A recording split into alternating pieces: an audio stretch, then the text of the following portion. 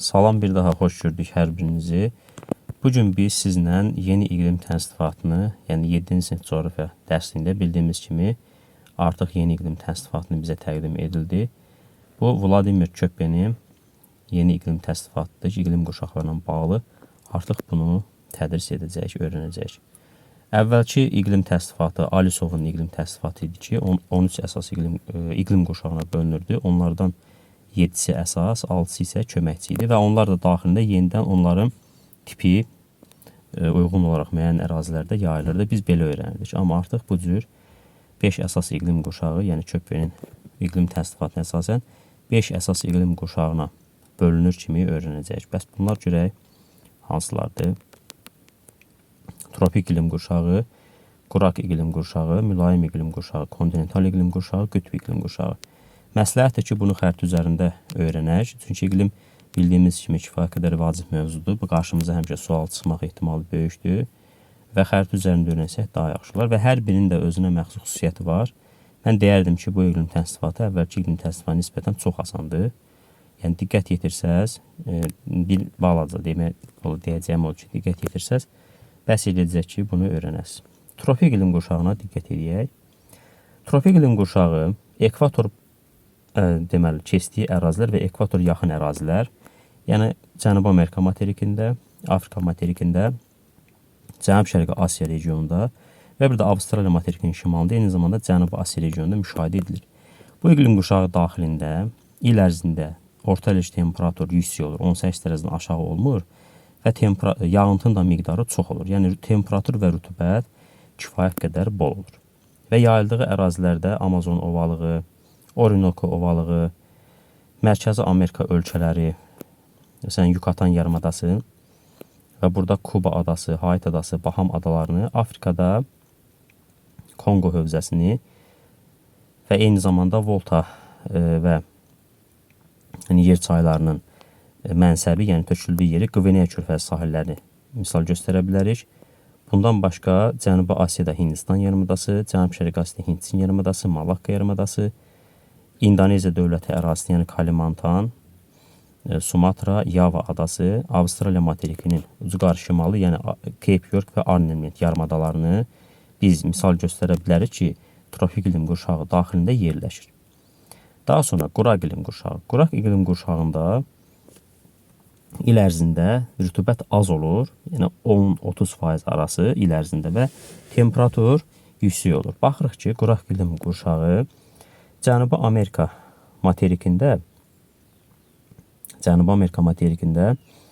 deməli Braziliya yaylasının şərq hissəsində, bax bu hissədə, daha sonra Patagoniya yaylası, yəni Patagoniyan ərazisi, daha sonra Şimali Amerika materikində bu hissələri, yəni mərkəzi düzənliklər olan hissəni əhatə edir. Afrika materikində isə Şimali Afrika zonasında Böyük Səhranı misal göstərə bilərik. Böyük bir ərazi Afrikanın şimal hissəsində quraq iqlim daxilinə düşən ərazilər daha genişdir. Kalahari səhrası misal göstərə bilərik. Sonra Somali yarımadasının özü burada gördüyünüz kimi quraq iqlim daxilində yerləşir. Daha sonra Avstraliya materikində Böyük qumlu səhra, Hibson səhraları, Nollarbor düzənliyinin özü, daha sonra burada Qobi səhrasının bir hissəsi, yəni Monqolistan dövlətinin ərazisini demək olar.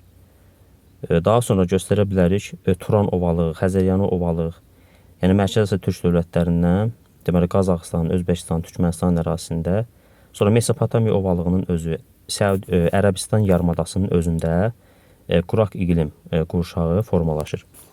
Və diqqət yetirsəz, ölkəmizin ərazisi də quraq iqlim qurşağı müşahidə edilir. Sonra keçək mülayim iqlim qurşağına. Mülayim iqlim qurşağı şimal materiklərinin cənub hissəsində daha çox yayılmışdır. Şimali Amerikanın, məsələn, Atlantik sahili ovalıq bu hissədə, Şimali Amerika materikində.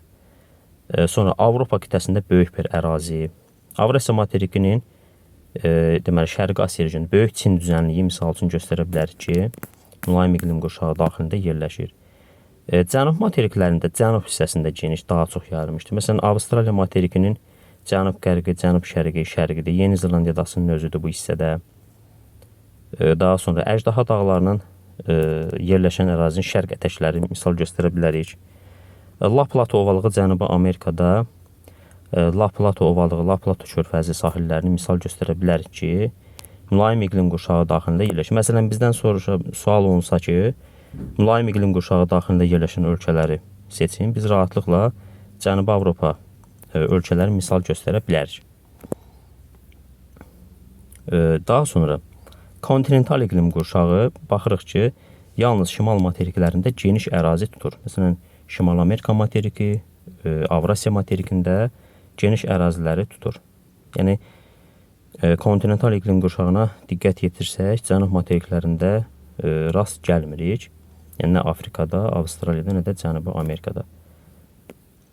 Amma Şimali Amerika materikində və Avrasiya materikində böyük biraz. Məsələn, Skandinaviya yarımadasında, Norveç, İsveç, Finlandiya ölkəsində, Rusiya ərazisində, yəni Qərbi Sibir, Orta Sibir yayılası geniş ərazidə, deməli, Şərqi Avropa düzənliyinin şimal hissəsi də göstərə bilərik. Daha sonra Şimal Amerika materikində Alyaska yarımadası olan hissəni göstərə bilərik. Böyük göllər ətrafını göstərə bilərik. Hudson körfəzi sahillərini göstərə bilərik. Böyük çay, böyük kölə kontinental iqlim şəraitində yerləşir. Yeni təsnifatı əsasən.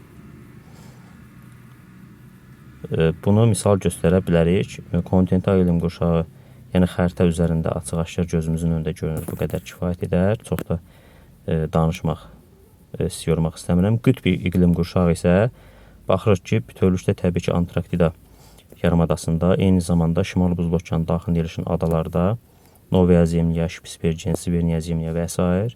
Sonra İslandiya adasının özü, Grenlandiya adasının özü, Kanada Arktika arxipelağı, Baffin torpağı adası, Ellesmere, Devon adalarında deməli müşahidə edilir. Eyni zamanda Şimal Amerika materikinin ucqar şimalında da, şimal-qərbində də müşahidə edilir. Və Avrasiya materikinin ucqar şimal-şərq Zuqot yarımadası hissəsində də müşahidə edilir. Deməli, yeni Vladimir Köppeyin iqlim təsnifatına əsasən yeni iqlim qurşaqları 5 dənə oldu və biz bunların hansı ərazidə yer kürəsi üzrə paylandığını öyrəndik. Diqqətlə qulaq asdığınıza görə təşəkkür edirəm. Abunə olmağı, dəstək olmağı unutmayın. Bu bizim üçün çox vacibdir. Yəni, yeni videolar, yeni izahlar imtahana hazırlaşmaq üçün, sizin üçün gələcək siz dəstək olduqca. Təşəkkür edirəm izlədiyiniz üçün.